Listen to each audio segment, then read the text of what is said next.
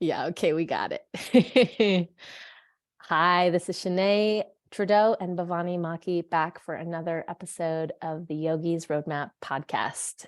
If you like what you hear, please consider leaving us a review on iTunes or the podcast application of your choice. Positive reviews mean so much to podcasters. We recognize that you have the power of where you want to place your attention, and we're so grateful you chose to be here with us today. Out of so many options for things to listen to and ways to spend your time, we deeply thank you for being here and listening to the Yogi's Roadmap podcast. Bhavani, what a joy and honor and a privilege and such a special time to be here with you today. Thanks, Shinay. And I really appreciate you asking our greater community for, a little reciprocity and a little feedback. I mean, I'm so nourished with just sitting with you, but it's nice to know like how this is landing for people. And yeah, I'm curious about that. Yeah, same. And it's always so wonderful when someone tells me, "Oh, I listened to your podcast and really enjoyed it." I am so deeply touched. So Me too. here we are, continuing on. So I have a question about the teachings of yoga and social issues. So the question goes something like this: what's the place or the capacity of these wisdom teachings of yoga, both the practice and the principles, to address or touch upon social, cultural, current issues? So something like human rights or approaches to peace or racial issues. And these timeless truths in addressing a time, place, based specific topics.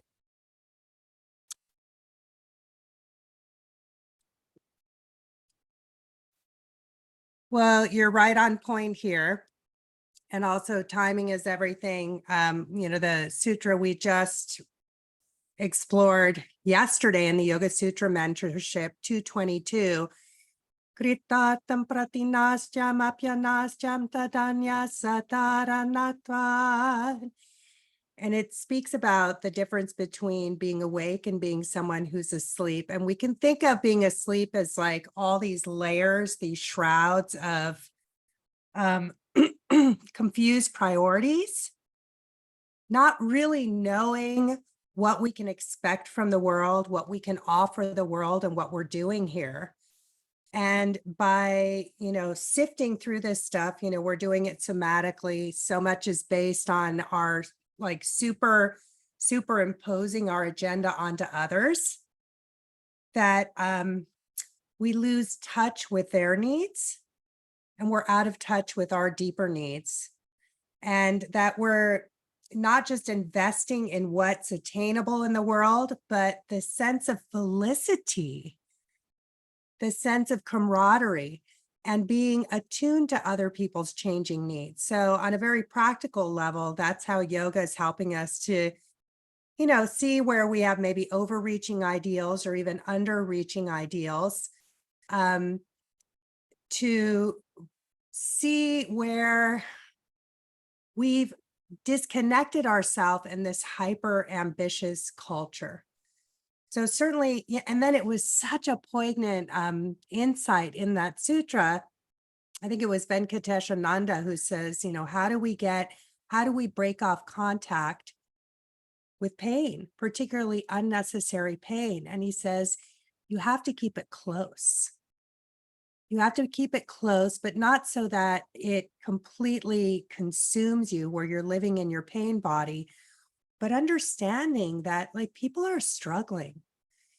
And the simplest, awareness and recognition of that, instead of so much being focused on like personal individuation, we recognize that, yeah, I'm here to individuate, but as I transform my narcissism, and the story we spoke about was about Kori before she became Persephone. She's the daughter, she's innocent, she's naive, she's there with her mother, Demetria, who is spreading, the bounty and the shimmering beauty of nature.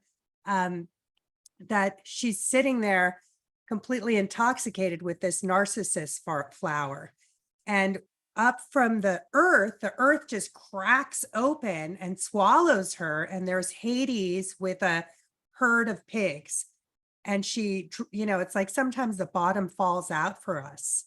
Certainly the bottoms fall out for many people, entire communities, entire demographics of women or children, or whether it's race or creed or color. It's so apparent in the world.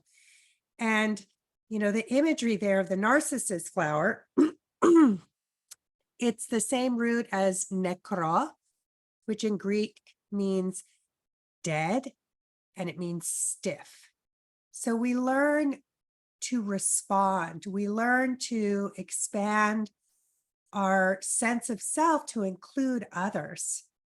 And if there's like the worst thing in the world would be to be callous or to feel alone and to feel isolated. So we're going to be tuning into others. And, I remember hearing this podcast, I can't remember who it was, and it was saying like, if you don't know how to help, find some movement that really breaks your heart and invest somehow in that. It could just be a small gesture, or it might become your life's work, like it did my teacher Ramajati. On another level, attuning to others in our environment, sensing their changing needs. Now, of course, that's like a slippery slope for those of us who are supra normal enablers. I'm a recovering one, where it's like, if everybody's okay, I'm okay. And part of that is why I'm, was kind of built for teaching yoga, is my ability to monitor and tune into other people. But at the same time, it's really about compassion for others, but compassion with detachment, right?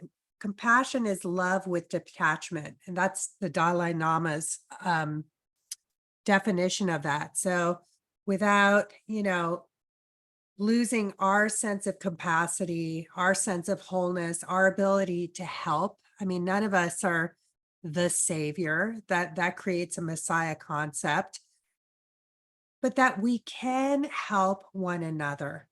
And that's where, yoga on the inside is about doing that inner work.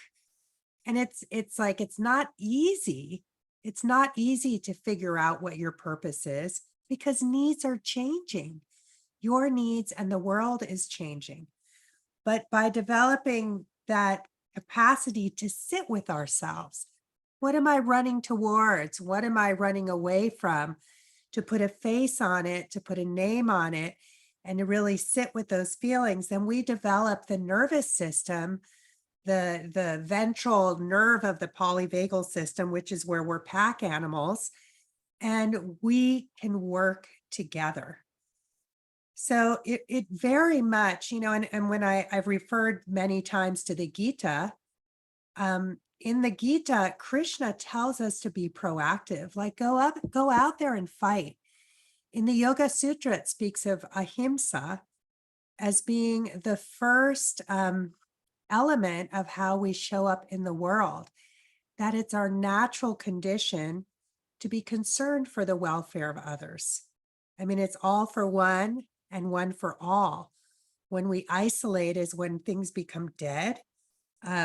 Even, if we have gems in our life, whether it's material assets or insights of yoga, and many times the insights don't actually have to be communicated. They're communicated non-verbally. If we don't become part of the greater reciprocity, it becomes poison in our system. So really, the heart of yoga is about the evolution of culture as a whole. Now, when we look at how culture has evolved, it's always been preceded by some type of luminary, somebody who kind of pushed the edge, the envelope of what others had been blind to or numb to. And so in yoga, even like as much as we may try to, and it's appropriate to learn the technology, then there's that sense of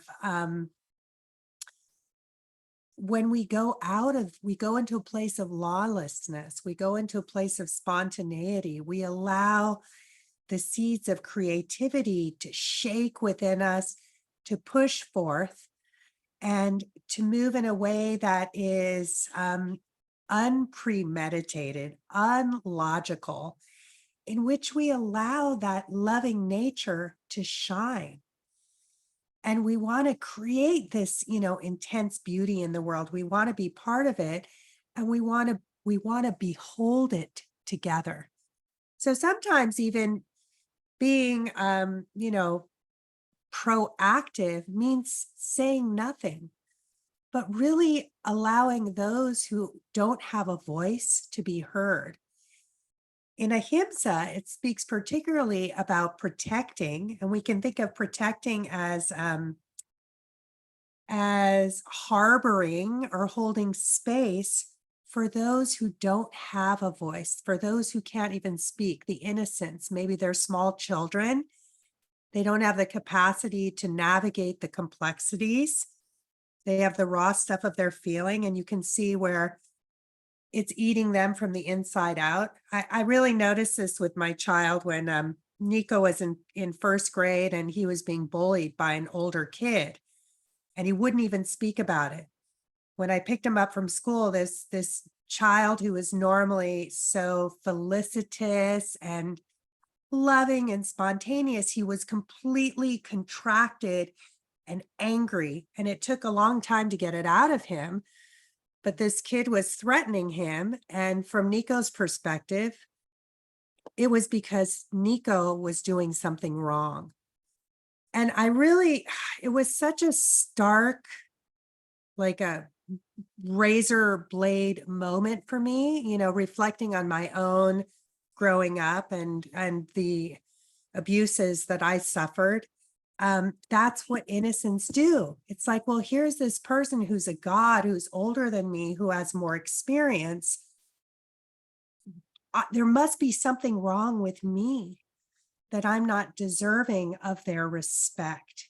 So it's our duty, it's our primary duty as yogis to be able to listen to that transmission for those who don't have a voice. Maybe it's animals, maybe it's nature, maybe it's littles or children, but to be able to tune into them. And that expression might be nonverbal. When we really listen and tune in, we're going to be moved. And then how we're moved. I mean, there's so many ways to be moved, but we often underestimate that power of holding space for another. And then ahimsa also means that we're willing to get out of the comfort zone of worrying that we're going to be offending someone or touching a sticky topic, or we may even ruffle some feathers, etc. And then we may have a sense of loss of status or appreciation. There's this kind of trend where you're thinking, where people seem to interpret that being a yogi means being neutral and in a place of equilibrium. But Krishna says, go out there and advocate. Yoga is life affirming, not just on an individual level, but also for others. So it feels really natural. I mean, there's so many ways that we can, create shimmering beauty in the world in the simplest of ways, through eye contact, through opening the door. Certainly, I would encourage us all to have conversations with people in passing that we don't normally fraternize with in our social circles, but to kind of open up our bandwidth so we can connect with one another. It's so lovely what you're saying. And it seems to me like it's almost, and I've heard it said in the Tao Te Ching that the way to change the world is to work on self and work with our families. And that's the way the world changes. But it's almost like when I can take on these teachings and really study them and practice them, it's almost like I have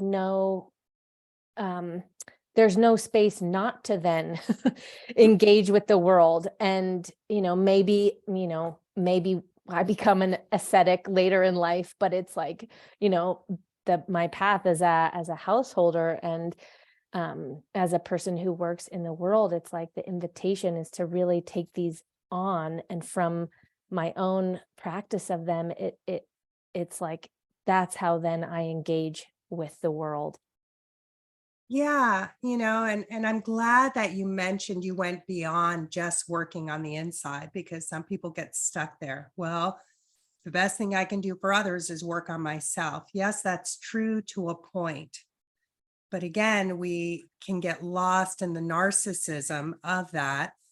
And yes, our needs are changing, but on a deeper soul level, there's essential needs where we all want to feel recognized and respected and appreciated for our individuality. In that way, we're all the same. So we need to do work on the inside. Some people fixate on just doing the work on the outside and maybe are donating to 10 different services or organizations without really doing it on the inside. I mean, it's got to be on the inside. We're working with our own systems. We're monitoring our own state. We're asking the deeper questions without trying to find a finite answer, because as soon as we do that, we cut off possibilities, right? And on the outside, it's about caring for one another in the simplest of ways, simply by validating another. You don't have to fix it. You don't have to have an answer, but just, I just watched the new Avatar, and I remember when I saw the last one too, it just touched me so deeply. The way that they greet each other is they look deeply into each other and they say, I see you. I see you. Or as Martine Prechtel says, in the Mayan communities, they say, I'm happy to see your face. I'm happy to see your mouth.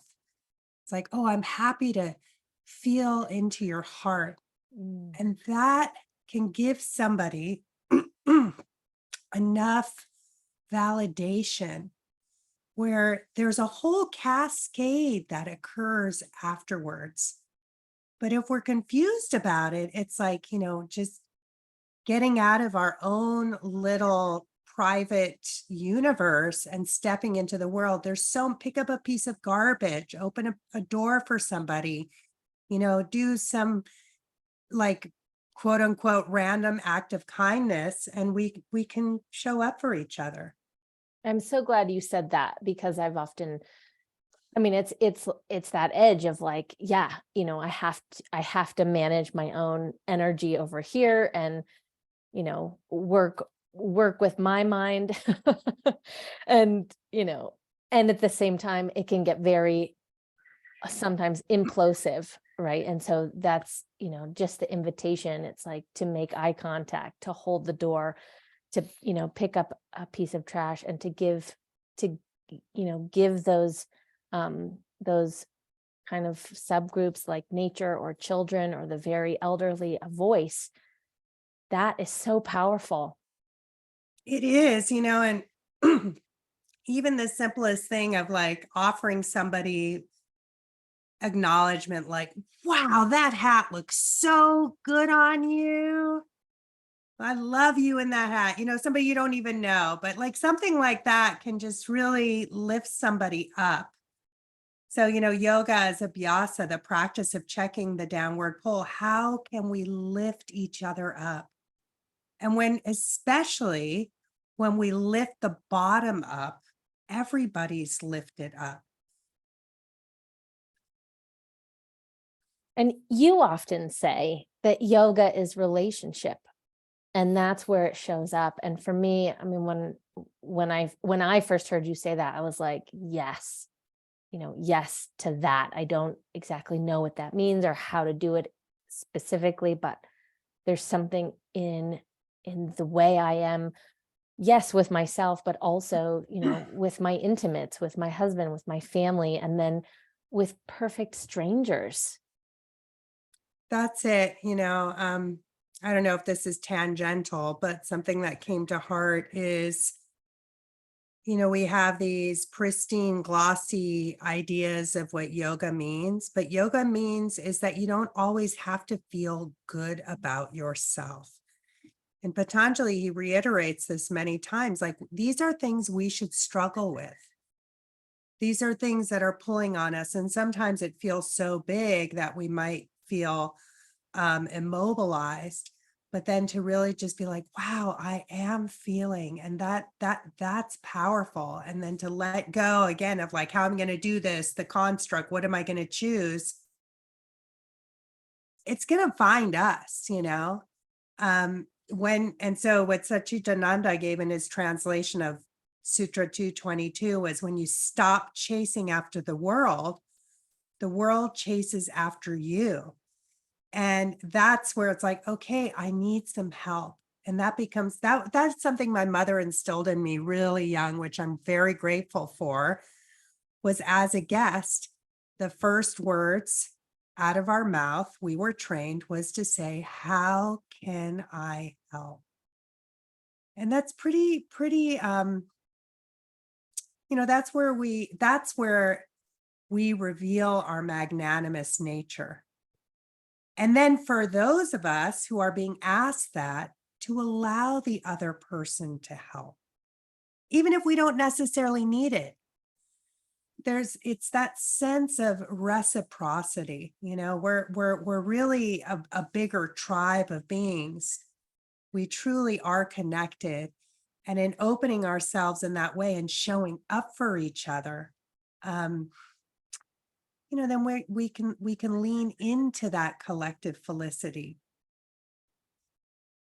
What's coming up for me is when I often hear you say, the, and we've spoken about it in previous podcasts, is like this element of courtship and going along with this element of seva, of service, in a way that's benefiting more than just me, so it's not self-serving, but really asking, I love that, like, how can I help? What can I do? And then, you know, uh, what's the word? And enrolling that person, if we're on the receiving end of like, how can I help? Asking something of me, of them. Yesterday, my son Nico is doing a 2-day camp out, which is really lovely. And the teacher is, she's Kauai. She grew up here many generations. And she said, that in the Hawaiian tradition, the first day that you spend with somebody, you're a guest. And after that, you become part of taking care of that place and taking care of others. And that spoke to me in a really deep and beautiful way, that we're not just like, that's that sense of our indigenous soul and spirit where we're collaborating together and we make the efforts for one another, and we get so much from that in return, rather than it being some kind of um, a registrar of, I did this and now they owe me or whatever. Remember that Hafiz poem, which says, look at the way the sun shines at the moon. And the sun never says, you owe me. A light like that can light up the whole universe.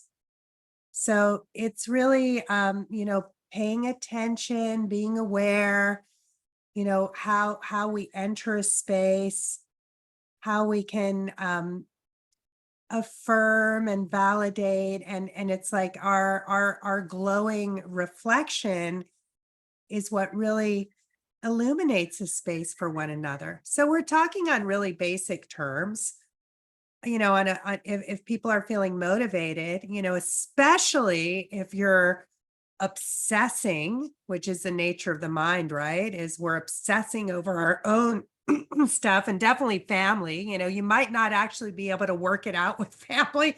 Sometimes working it out is being like, okay, I respect you have different needs than I do, and you hold space for that. Like, that's all right.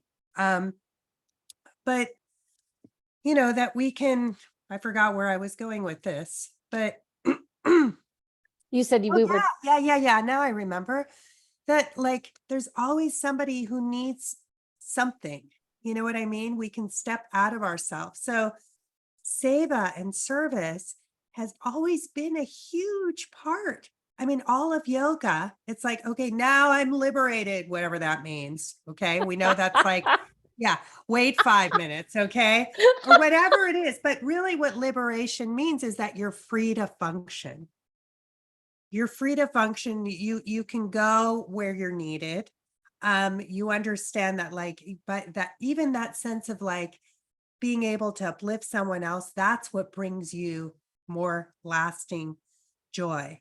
So we can step out of ourselves, and seva is such an integral part. Even like when we look at the initiatory process, the person who's being initiated is in service to the heart stream, to the one who's channeling the heart stream, who at one point was in service. And in some ways, they're being lifted up, but they're being lifted up to, this is an incorrect interpretation, but they're being lifted up to the role of servant. Right. And even someone, Yogananda, he's like, I'm in constant service. There's this huge community. And, even though I'm at the head of it, I'm holding space for all these others. That's why guru is like heavy, because they're carrying and caring for others. And we realize that, like, it's not just about me, but I am nourished as being a part of this reciprocity. And it's a great privilege. It's an honor, and it's a duty to, just not be dead and self-absorbed in my narcissism. yeah, thank you. Thank you so much. Now go vacuum your husband's truck. Yeah, really. Totally. I mean, it's just, yeah, it's affirming again. It's like, it doesn't have to get so complicated. It doesn't have to be, a high holy thing. It doesn't have to even look that great or that sexy, and it's like any amount that I can. Yeah, I have to manage my own energy first in order to then be able to walk into a space, and kind of get the lay of the land. And my teacher used to say, do what's needed and wanted. And it required a lot of self energy to do that, because if I'm just, trying to manage myself, how can I do what's needed and wanted? But that's a really, a lot of energy is generated from even paying attention and coming outside of myself a little bit. Yeah, I agree. So I'm wondering about, the changes. I heard Anjali's Arian, she was saying that two things are guaranteed in life. She says change and death. Those are the only two things. And so in my short lifetime, I'm 35, I've seen yoga asana go from, people's basements and living rooms to like the big business, glossy pages, yoga journal, like all of that. And then now it seems like the trend is that classes are going back more underground. They're going to people's home spaces. they're becoming less flashy. I'm sure there is that also, but what are your thoughts on both the current and future trajectory of this discipline? And like, where's that going? Yeah. Am I supposed to know where it's going? I don't know. And that's where I'm freed up and realizing that yoga has a life of its own. It's not an idea. It's going to show up in many different ways. I mean, wonderfully, it's shown up. I know in my son's first grade class, the teacher loved yoga and she would have them do mindfulness exercises and sit and breathe. And so we can see that as it's part of the mainstream. I also used to, like kind of my eyes would open wide and my jaw drop when I saw an advertisements on television when they had yoga. Now it's like, it's part of all kinds of medical prescriptions. It's become so mainstream. And in a lot of the ways, that's wonderful because yoga is for everyone. But then there's certain people who are ready for different kinds of transmission or of understanding. And it's like, we might think of the caliber of student, the caliber of teacher. And I go through that at length in my book, The Yogi's Roadmap, the teacher-student relationship. And there's the yogi, the teacher who's in a gym. Then there's the kind of yogi, the teacher who is simply by being in there, who is able to like give you the deeper teachings, the metaphysical teachings. Then there's the ones who can help you, just by sitting in their presence, they bring something to light in you that was overshadowed, by insecurity or confusion or you just weren't ready yet, but they've embodied what it looks like, what it feels like to be living by the heart in service to the whole. So there's many different levels. So I feel like it's just going to be on all levels and in all directions. It's becoming part of the grander diaspora, and that's really great. The higher level of the teachings, oftentimes the fewer students there are. And I remember my teacher Rama saying, and I think it's Khalil Gibran who writes about this, that oftentimes a prophet isn't recognized in their own community because they're just such a part of the day-to-day. So it might be a very small thing and we might have more kind of like more leverage out in the world community or showing up in different places. And it's not really clear. It's not cut and dry. I think it's fantastic. When I work with people who are studying with me, like doing a teacher training, maybe it's for themselves. I say, you'd be surprised. Like there's always somebody who can benefit. And the way that we share may not be a formal classroom per se, but it might just be in an interaction, certainly with children, in the way that we're connecting with them. So it's so much bigger than we think it is. And yoga isn't some human creation. Yoga simply is, and even in the, what it says is it's like the transmission, it came from other dimensions. These are cosmological truths that are able to articulate realities. It's as much as it's something that people are capitalizing on. Think of all the yogis whose names we don't even know, or the ones who we're trying to forget, right? Because they're of their humanity and they got so puffed up with the yoga. It's like all of that's a passing show. I think it's very interesting to see. I'm very gratified that it's gone more grassroots in a lot of ways. And also, I don't know how it is today post COVID, but I had, several students like in the Bay Area where their entire gigs were working for these huge tech corporations. And that was their whole thing. They would go in there and just help these people to get grounded, to get out of their heads. And, you know, that's got to then somehow be filtered through the airwaves and all the apps and things they're producing, that they're connected with their humanity.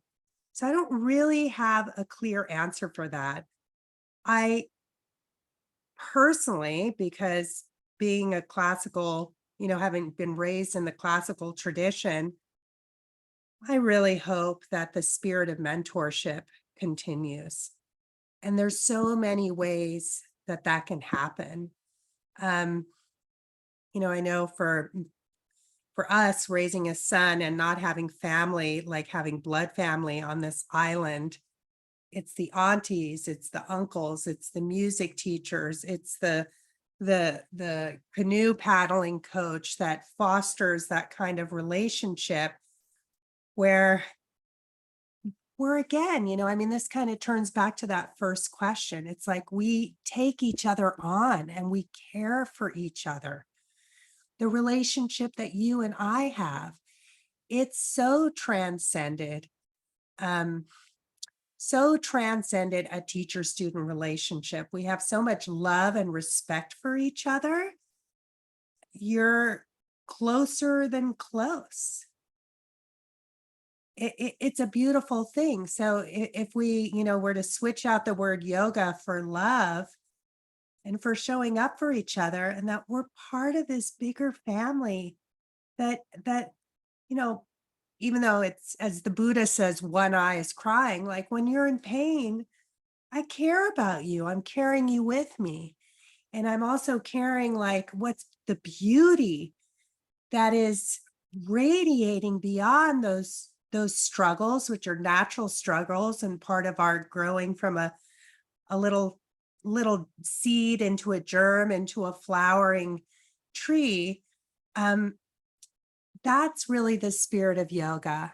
And that's where the most meaningful thing for me is when people touch in base or they show up again. It's like, I may not see you for a year or years or whatever, but there's that thread.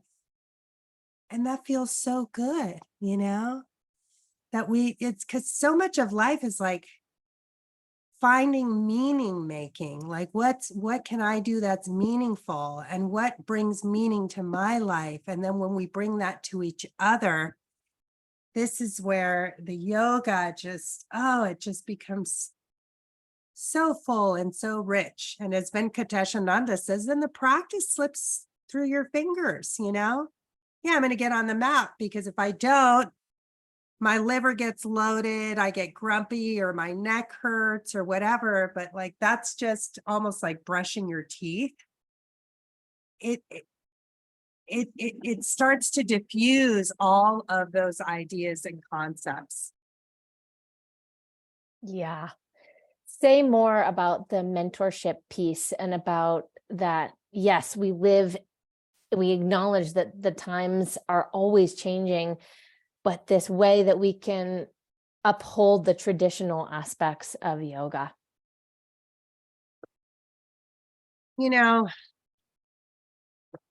I heard this great line from the Tao Te Ching the other day, which is, we've all heard this part of it. When the student is ready, the teacher appears, but I hadn't heard this part of it. When the student is ready, the teacher disappears. And I was like, whoa, what does that mean? And a lot of ways, like, first of all, it's a blessing to have a teacher. And I think I shared before when I was invited to teach at Wanderlust, and I was like, why do they want me to teach at Wanderlust? I had no idea. I was like, okay, I'll go. And I went and looked at the rosters of teachers, and everybody was like 20 years younger than me, or 10 years or so. I was like, oh, wow, I'm the senior teacher. I was like 50, but I looking at these other people, and I remember being their age and them looking at me and like, oh yeah, I guess I am the elder here. And no one was listing who they had studied with. So it was like this new trend of I don't need a teacher. I'm going to figure it out on my own. But that's really hard. Like when you find the right teacher, they'll just, it's like having a good counselor, you don't need to worry about that. Don't worry about that. And you're like, and you can just be like, oh, I don't. I'm just going to trust you on that. I'm going to check that off my list. Relax, relax, relax, right? But relaxing doesn't mean passivity. It means engaging in ways that are more meaningful, that are actually constructive rather than fixating on the interferences. So finding that teacher, you are lucky you were born into a spiritual community with a teacher who is really below the radar. And from what I understand through different strands of people telling me their experience was high integrity. That's extremely rare. Okay. So you had that kind of ethos growing up. For me, it was a long time of like, I found this teacher, found Baba Haridas, who was high integrity, and yet he was a monk. So that met me to a certain point, and he wasn't really like a householder. Like I'm a householder. So then, he sent me to Patabi Joyce, and Patabi Joyce told me like I was so much more capable than I thought I could be, and really taught me rigor and taught me discipline. But then would say things like, don't do any walking or swimming or bicycle riding because it makes you stiff for your yoga practice. And I was like, okay, but I like to dance and swim, and all right. So, and then finally meeting Rama, who is a mother, a householder, a woman, somebody who had actually had a few marriages, the shortest of being like 15 years. So it wasn't fly by night, and seeing that aspect and like, how does this address my feminine nature? How am I a mother? How can I be part of the world? So when I was reflecting on this wisdom from Lao Tzu, is like, and then when the student is ready, the teacher disappears. What that meant to me was, as long as the teacher is around, you better get your ass to class and maintain that relationship, because they will die. It's guaranteed, as you mentioned. And what a gift. And then it's not even so, and like the relationship, if it's really a loving relationship, and this doesn't mean that the teacher just tells you what you want to hear, it's going to be so much bigger than teacher-student relationship. You become what they call in Hawaii, ohana, extended family. You're going to know when there's a death in the family, when there's a birth, when there's an illness, when there's a success. It's like you're holding them in that loving relationship, and that contact is so important. So while the teacher's here, you should not be disappearing. And you're there and you're supporting the teacher, and the teacher is supporting you. And that, my friends, is called love. Not this like, oh, you've been so meaningful to me. I mean, I'm always scratching my head, and about this. It's like you make the efforts to go somewhere and teach, and then people like your long student, they call themselves students, but they don't like engage with you. They don't show up, but then they want to have like private time to have a cup of tea, and it's like, okay, I mean, sometimes logistics don't allow that, but it's really about showing up for each other. My friend Mimikwa, when her daughter has a dance recital, I want to be there. wonderful that I get to be there and see that.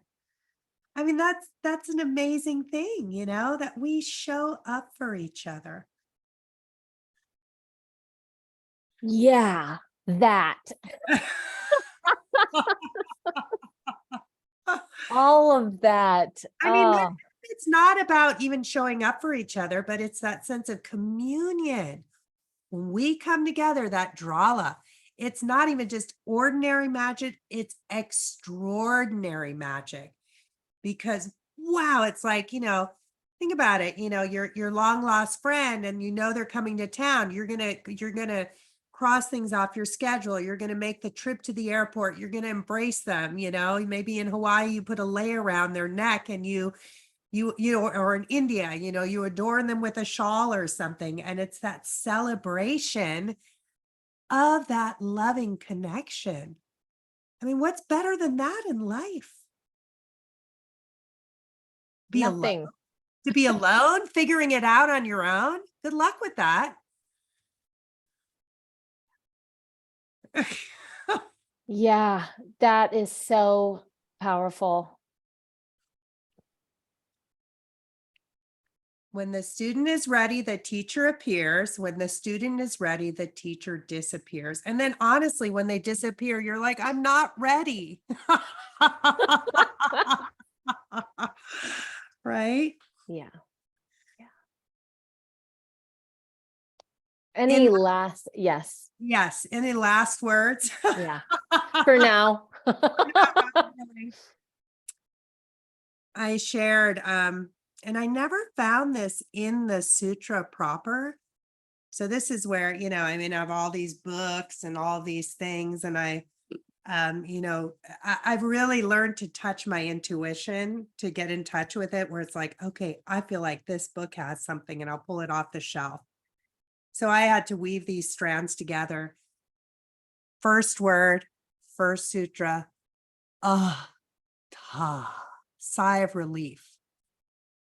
Like, here I am right now, and so much has happened before me, and I'm not alone. I'm standing on the shoulders of my ancestors, both familial and this family in which everyone is invited, but not everyone accepts the invitation. And I am being lifted up by these teachings, and I'm carrying them forward like I am part of this great legacy.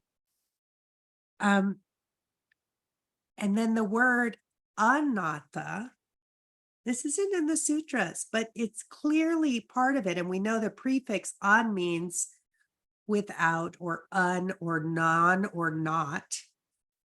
Without that sense of standing into this great tradition, this lore of those who are following the strands of the heart, those who are really not just searching, but they're seeking, and they're the mysticism of seeing that divine, ordinary magic everywhere. Anatta means someone who hasn't fostered that connection. So the invitation is always there. Sometimes we have to go, like, it's like finding a mate or something, maybe not quite so serious, but finding that person and then sticking with it and developing that relationship. And that doesn't mean that you don't even like find other eclectic strands of knowledge or points of views or other teachers. I mean, what a blessing to have a few teachers that you're really connected with, and they're probably not going to contradict each other. Maybe details, but it's same different perspectives and points of view. So an anatta is somebody who's a misfortunate, who hasn't accepted the invitation to receive the heart-to-heart transmission, and somebody who really like takes you on and cares about you and invests in you. And there's that sense of reciprocity. So it's really a blessing. And as much as we talk about teacher student, we have this idea very much from like Victorian era. And even, you can think of like the preacher at the pulpit who's standing on a high pedestal, who's then proselytizing. It's not about that. It's about relationship. And it's the conversations and the connection and doing the dishes, cooking a meal, helping each other out. It's very, very special. We're very fortunate to have it. To find somebody who we deem worthy of our time and attention, and someone who feels the same way about us. What else could human beings want, as Rumi says, right? When grapes turn to wine, they are wanting some of this. And to really trust those people in our lives. And it's not about, for myself, giving my power away, because my teachers have never, asked me to do that, but it's always, kind of helping, putting me back on center. But there's some trust involved in that. And leaning into each other, right? Yeah. Leaning into each other and just saying, hey, you got this, and I got your back. Hey, show up to class. Let's do this. Yeah. Great. Thank you so much, Bhavani. Thanks, Shinay. My heart is full. Same.